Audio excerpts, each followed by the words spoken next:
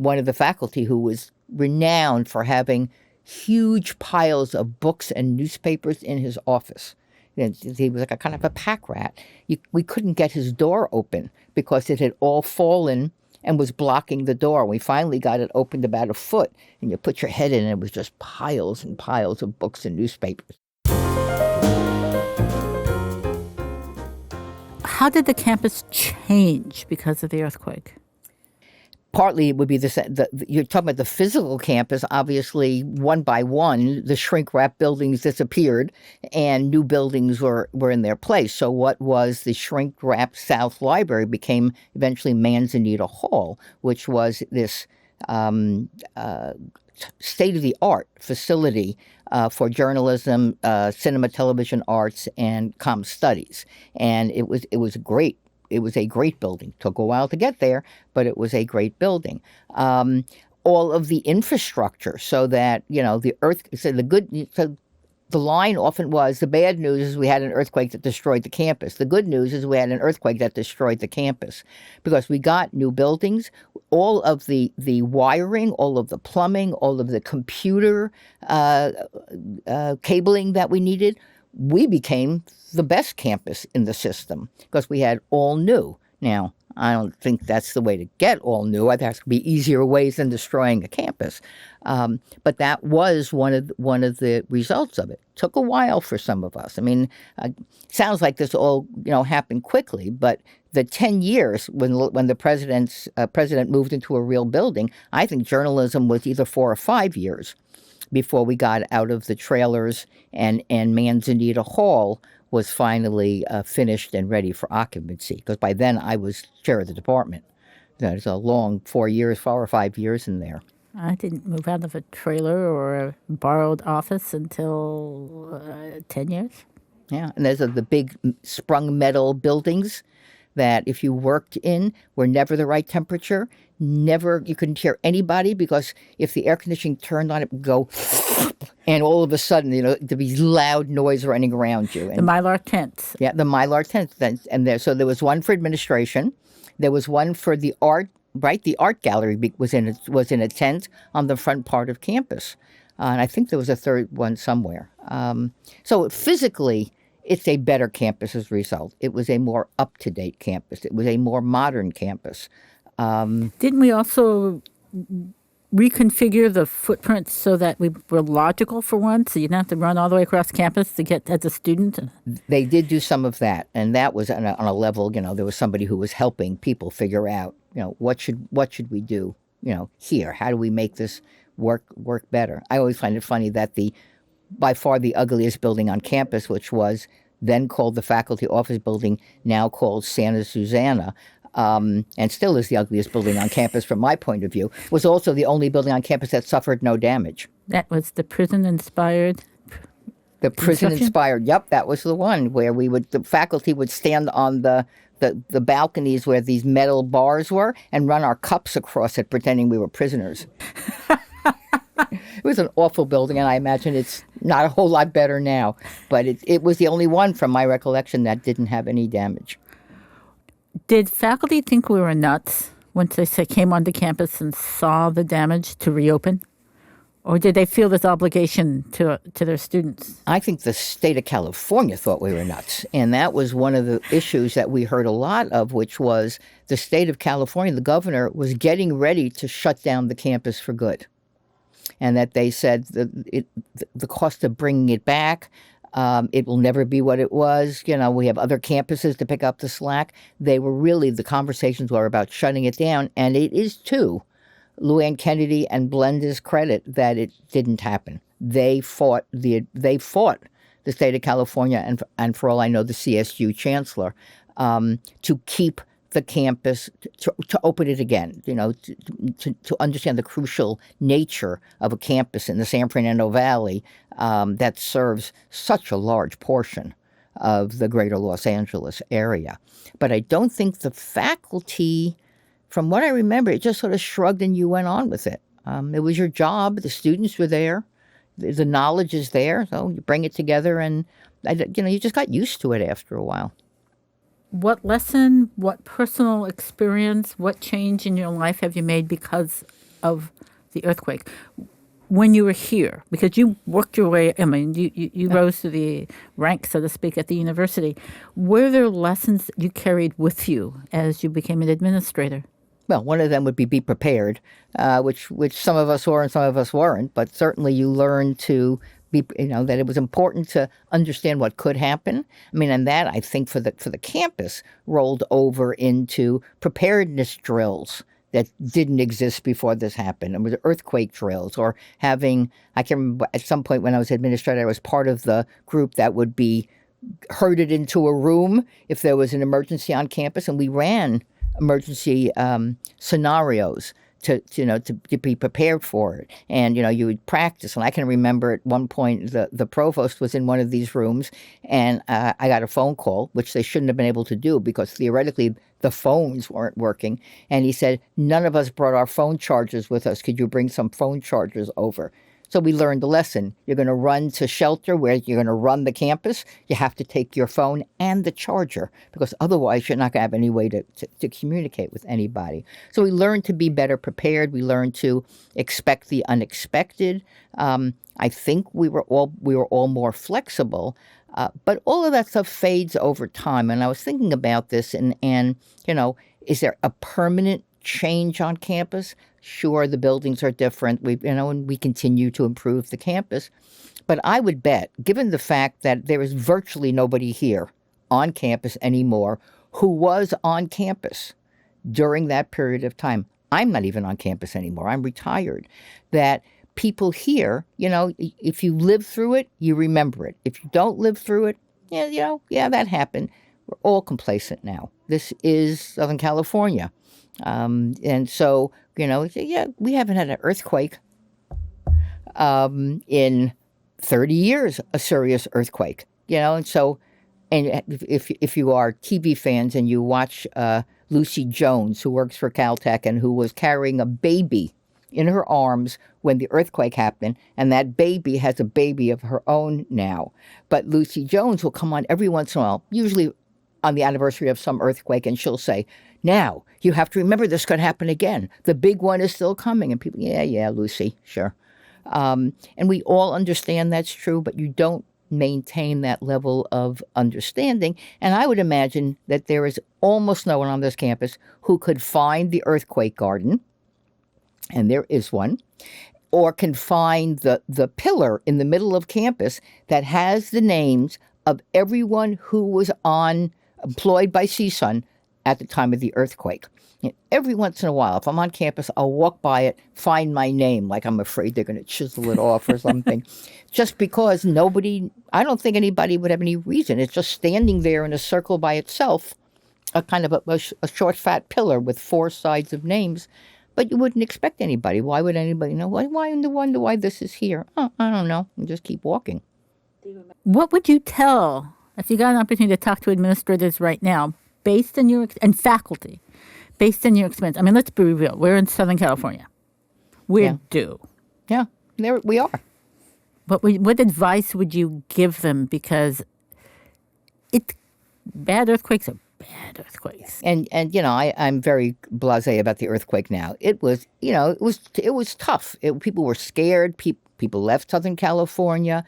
I say humor helps you deal with a lot of it, and I think it does, but that doesn't mean every time the ground, even now, gives even a big truck going by my house sometime, and I can pause to say, uh-oh, is that the beginning of it?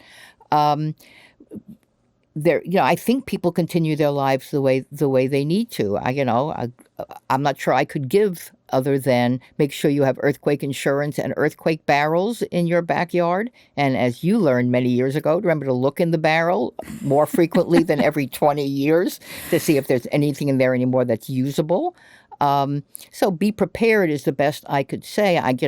Should faculty carry 2 weeks of notes with them in case the place falls down? It's not going to happen. People aren't built that way to do that. But to understand that even when the worst happens, you pull together and you can make it better. And eventually, it's not just back. It is back and better.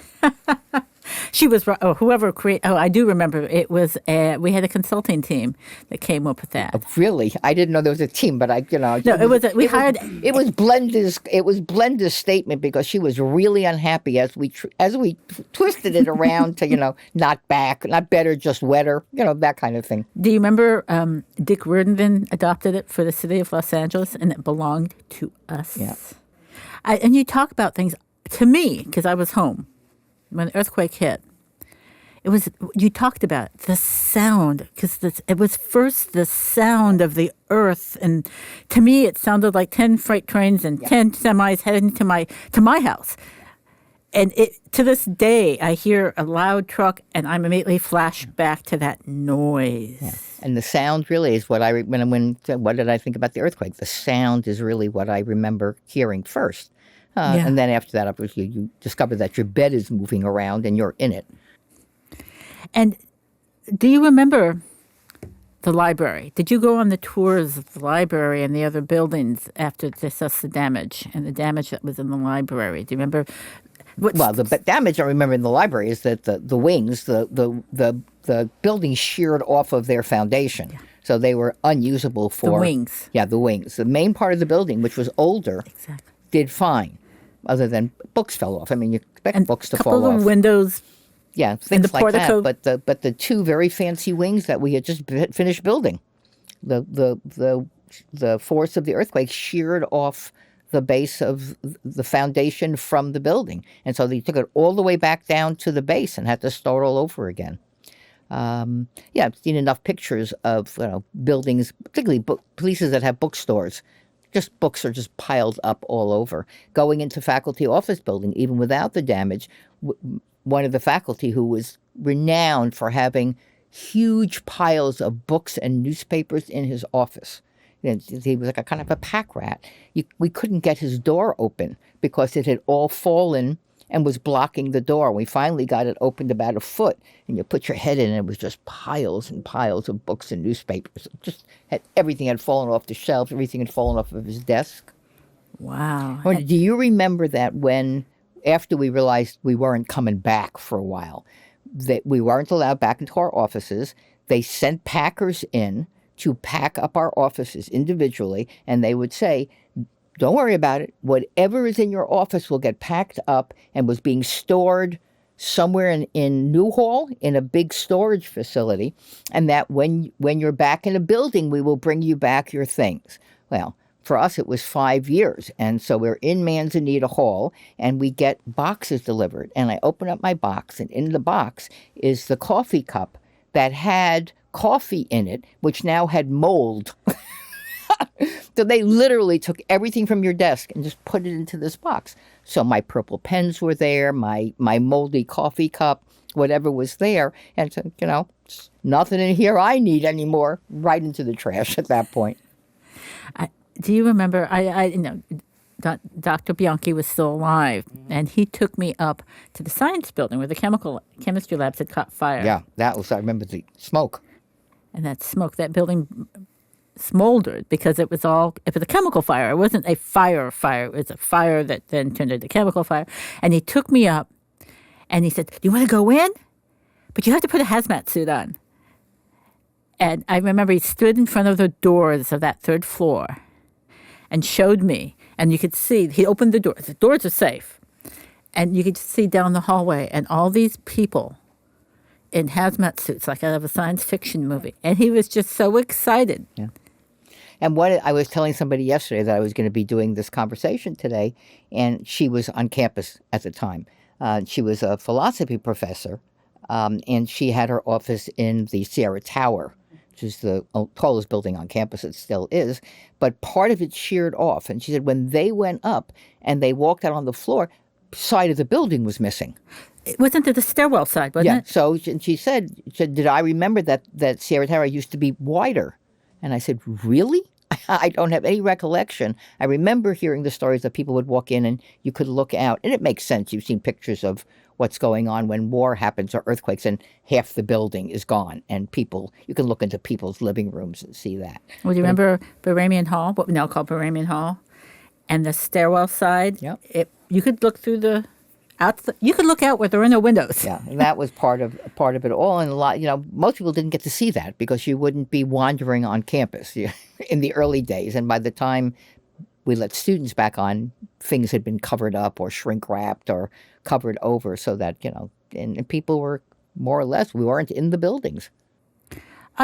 And when you look back at it now, it's 30 years. Yeah. What are the things that pop up in the sense of, I can't believe we did that? I mean, do you think that?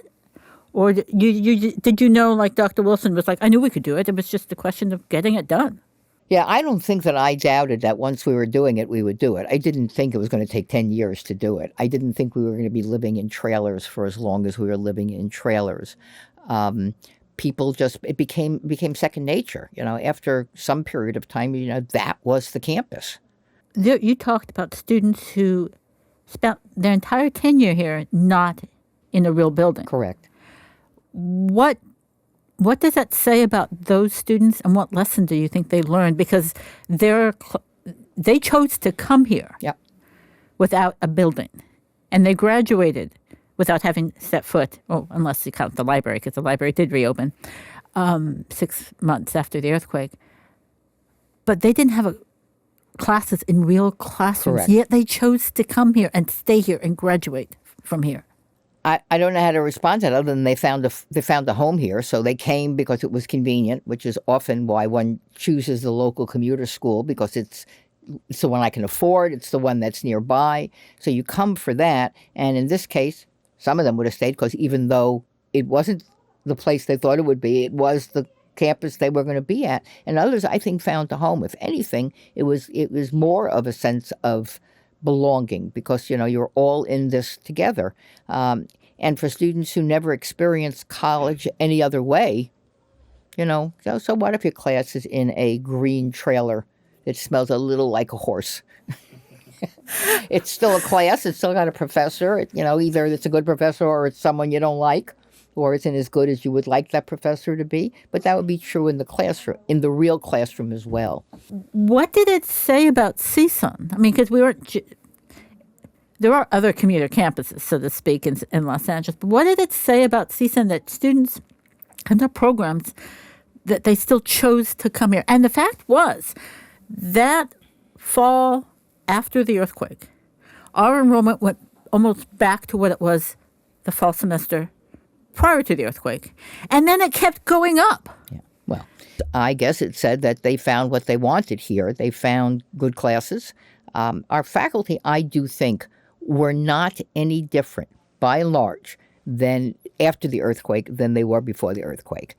Maybe you froze if a building shook while you were, or a trailer shook while you were in it teaching. But by and large, as the teacher who said, I can just give me a tree and some students and I'll teach just fine. Well, give me a horse trailer and some students and I'll teach just fine. But I think by and large that would be the case, that I would say the students who came during those years got the full education they would have gotten had they been in the buildings. And they chose their major. Journalism students loved journalism, loved the department, loved putting out the newspaper. And so you'd continue doing that. Every single one of them, probably not.